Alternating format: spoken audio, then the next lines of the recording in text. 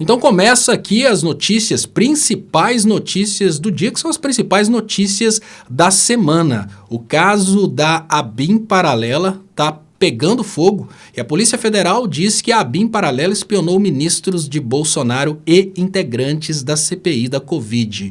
A estratégia, pelo menos na minha visão, é de associar o Bolsonaro novamente à questão da má gestão do Brasil durante a pandemia da Covid-19 e demonstrar para as pessoas que a CPI da Covid teve interferência da ABIN Paralela. O Bolsonaro tinha algum interesse, obviamente, ali em dificultar as coisas ou até chantagear os senadores da CPI da Covid, mas não para por aí.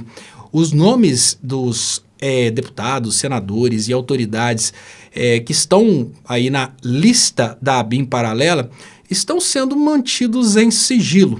E a opinião que eu tenho para isso é de que o Bolsonaro está sendo colocado em uma situação de isolamento total, porque toda hora a Polícia Federal comenta que o Bolsonaro espionou um próprio ministro, espionou um amigo, espionou um aliado. E as pessoas começam a se distanciar do Bolsonaro.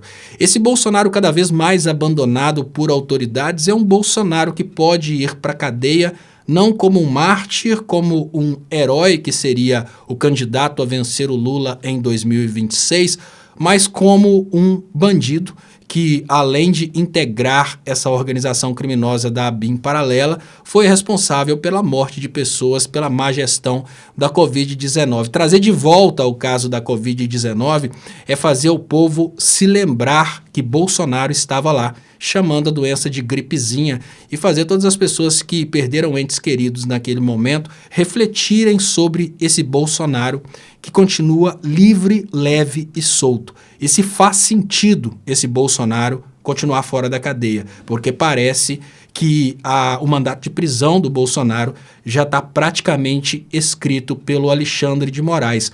Sobre as espionagens do Bolsonaro, a Soraya traz uma colocação: posso ir até as últimas consequências, vou entrar nas áreas civil e criminal. A postura do Bolsonaro de desenvolver essa ABIN paralela colocou cada espionado como vítima e inimigo do Bolsonaro.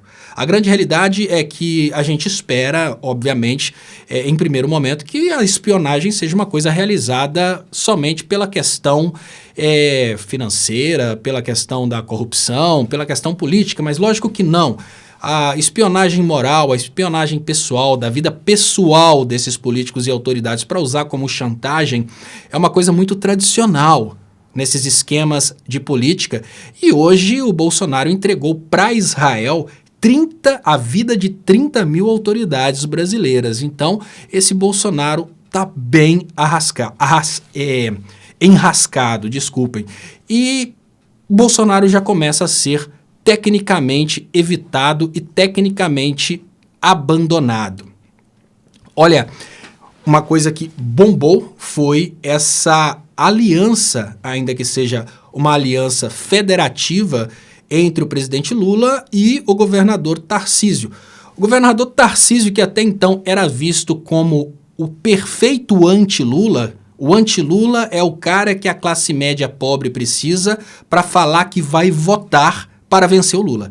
É preciso ter um nome, é preciso ter um algoz. O anti-Lula já foi o Aécio, o anti-Lula já foi o Eduardo Cunha, o anti-Lula já foi o Sérgio Moro e o anti-Lula já foi o Bolsonaro.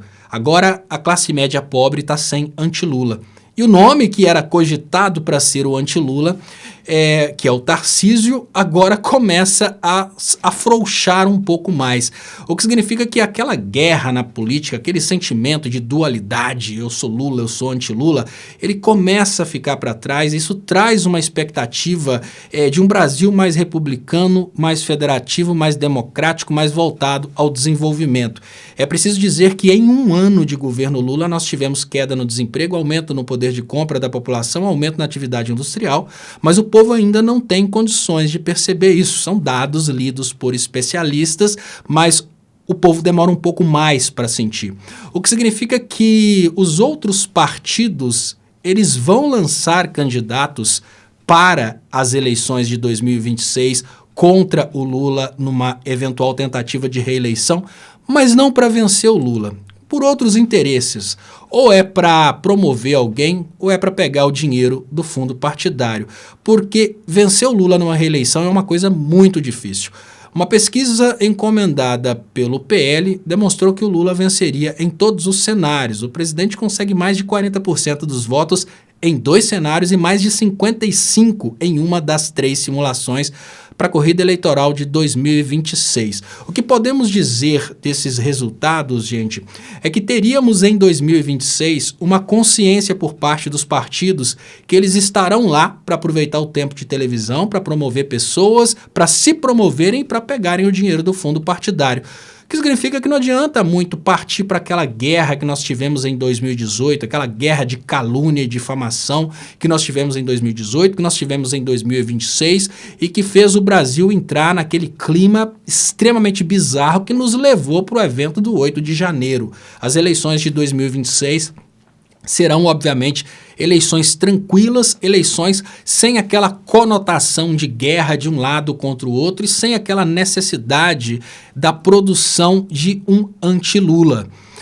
Voltando ao caso, eu pulei para poder conectar uma coisa na outra, Simone Tebet sobre espionagem a parlamentares na CPI da Covid. Não se furtaram a criticar a omissão do governo Bolsonaro. A ministra citou desmandos, retrocessos ambientais e sociais na gestão bolsonarista. Ela apareceu na lista de políticos espionados pela ABIN.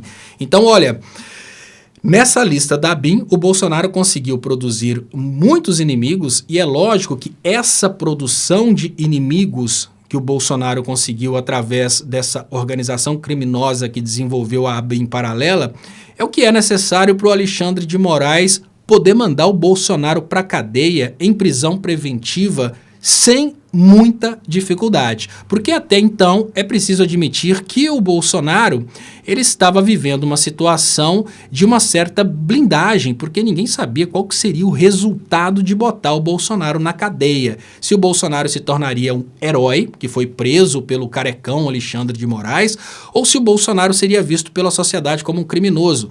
Obviamente, essa percepção está muito ligada às autoridades que vão reclamar da prisão do Bolsonaro. Nesse momento, a gente pode entender que não só o Tarcísio, como muitos outros políticos vão abandonando esse Bolsonaro que espionava, inclusive, aliados.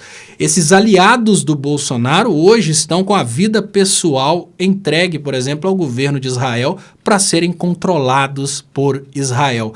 A melhor forma do Bolsonaro não utilizar os dados que ele conseguiu com a ABIN paralela é estando dentro da cadeia. Lembrando que, lógico, essa operação da Polícia Federal que fez a família Bolsonaro toda fugir para o mar já deve ter produzido provas de que a família Bolsonaro destruiu provas durante o processo para já ter um motivo para prisão preventiva, né? Que é exatamente isso, quem seja a prisão preventiva.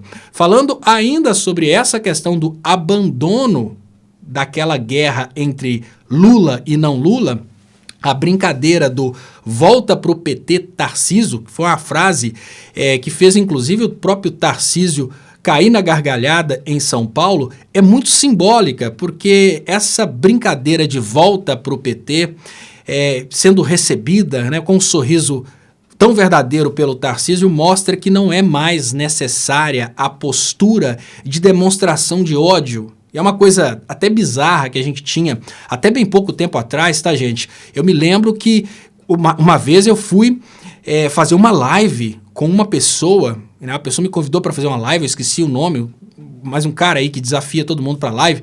Eu falei com ele, vamos fazer o seguinte, para não ser uma live estranha, vamos fazer junto, a gente encontra aí num local, numa sala e faz. Eu não me encontro com comunista. Nós chegamos a esse momento em que a esquerda não podia dialogar com a direita, pessoas com ideologias diferentes, elas tinham que demonstrar, igual naquelas ceninhas de MMA, né, que elas são inimigas. Isso está acabando e a repercussão disso acabar na política é muito interessante, porque quando os políticos param de brigar lá em cima, o fã-clube para de brigar aqui embaixo, então a possibilidade da gente ter brigas em empresas, brigas por causa de política, isso vai diminuindo. Já não é mais necessário um apoiador do Tarcísio ter ódio do Lula ou um apoiador do Lula ter ódio do Tarcísio, do apoiador do Tarcísio Por exemplo, não é necessário mais esse sentimento de guerra na política. Isso é uma conquista muito importante porque traz não apenas essa ideia de um Brasil conectado em termos de federação, né, o país Brasil junto com o Estado de São Paulo, a União, trabalhando juntos aí no desenvolvimento, mas traz uma ideia também de que o povo não precisa continuar brigando, porque nem os políticos continuam nessa bobagem de briga, né? Falando na união da União Brasil com São Paulo, Lula anuncia 1,3 bilhões do BNDES para o eixo norte do Rodoanel em São Paulo. Então, uma obra que estava parada desde 2018 e agora volta a funcionar com apoio do governo federal. As notícias dessa semana, elas são bem interessantes. É claro que de todas elas, a questão da ABIN paralela, colocando a família Bolsonaro na porta da cadeia, é a que mais chama atenção, mas nesse caso da ABIN paralela, a estratégia de fazer os apoiadores do Bolsonaro se distanciarem do Bolsonaro é uma estratégia fantástica, porque é isso que dá condição para o Xandão expedir o mandado de prisão para o Bolsonaro sem medo de ter confusão com outras autoridades. O Bolsonaro que, obviamente, depois de espionar todo mundo, se tornou um inimigo de pelo menos 30 mil autoridades brasileiras. Eu agradeço a vocês que acompanharam até aqui o Notícias do Dia. Peço que convidem pessoas para o canal e, por favor, curta e compartilhe.